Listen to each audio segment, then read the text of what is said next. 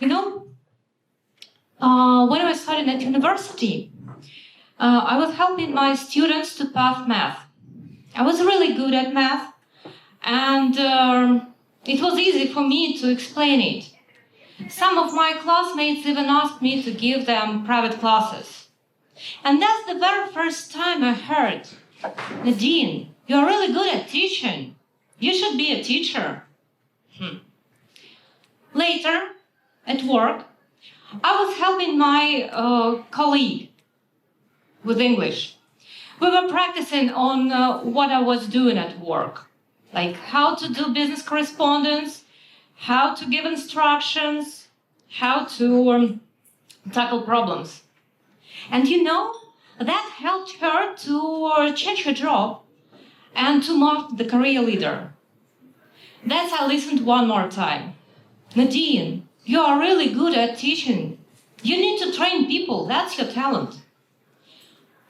The interesting thing is that when every single time it came to explanations or delegating responsibilities, training new team members, I heard the same words. Like I was good at explaining and training. But those words seemed awkward to me. Why? Why should I get paid for something I can do easily? Why should I get paid for something I do naturally? I thought a real job is something challenging. You really need to work hard to make a proper living. It takes time, it takes effort. Talent? Come on, that's not serious. And of course, turning teaching into my job was out of the question. I just told myself, set yourself a goal and go for it. And I did set myself a goal. I wanted to build a career in an international company, international business. And I used to work really hard. Once, I got a job at one of the biggest company importing automotive spare parts. They were looking for a person capable to negotiate in English, capable to deal with business partners, and got some experience in that area. I was capable to do all of that things. And I realized that's the success I was striving for. See? You did it. I praise myself. And you don't need all that talent. All you need was to work hard, like I said you. And I was really happy about that.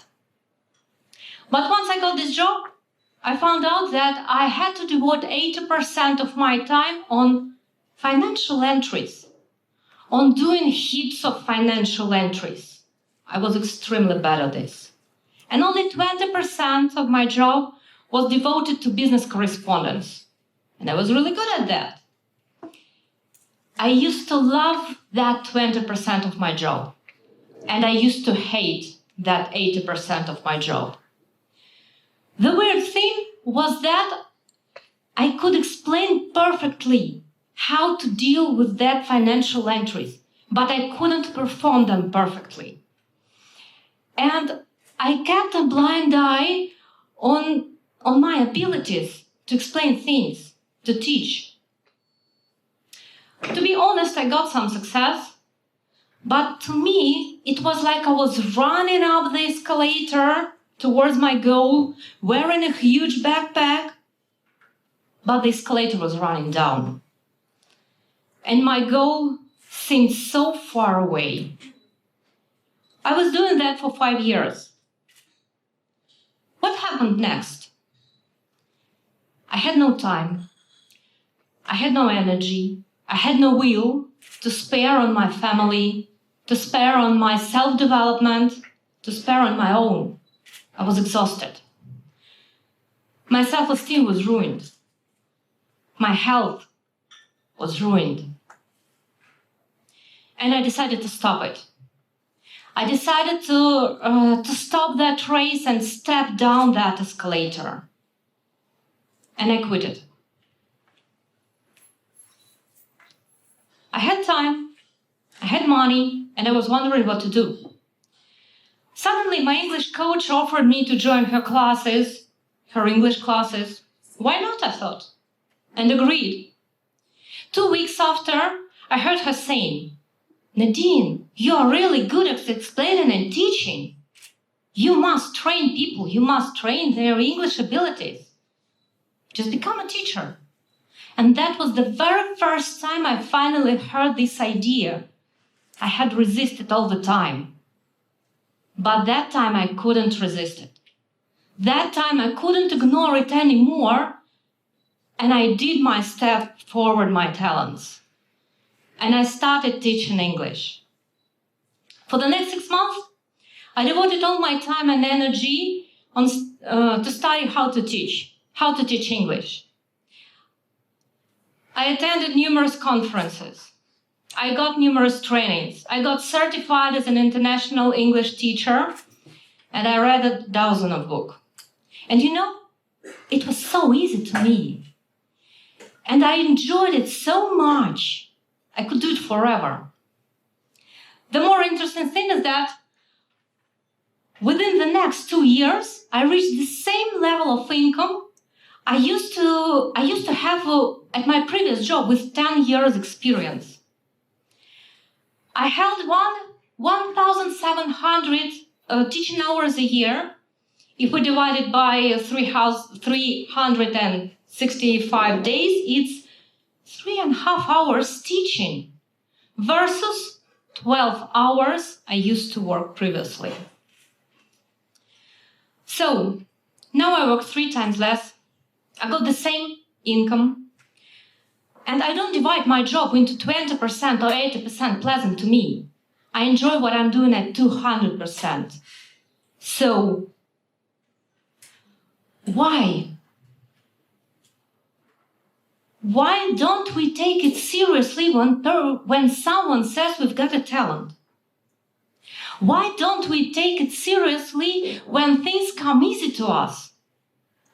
Just think. When a teacher says you that your kid has a talent, which is worth developing, what would you do? Probably you would sign him up for some extra classes. Probably you would devote your time, effort, and money just to develop your kid's talent. But why do we keep a blind eye on our own talents? Why do we choose to ignore them? And I've got one important lesson. You can succeed fast in something you've got a talent to. Talent is something you can do really good and easily, without being overwhelmed, without having to overcome yourself, without too much effort. Talent is given us by nature. That's why it's sometimes so easy to fail to notice it. Some people say they don't know where their talents are. Some say they don't know even if they got any talents. And so I want to give you 2 tools on how to figure out your talent. First, you should put down every feedback some people give you on what you are good at. And second, you should put down what you can do easily, what you can do without effort, like forever. And for sure, your talent is lying somewhere here. And now, it's up to you what to choose, to follow your talent or to resist it. Thank you.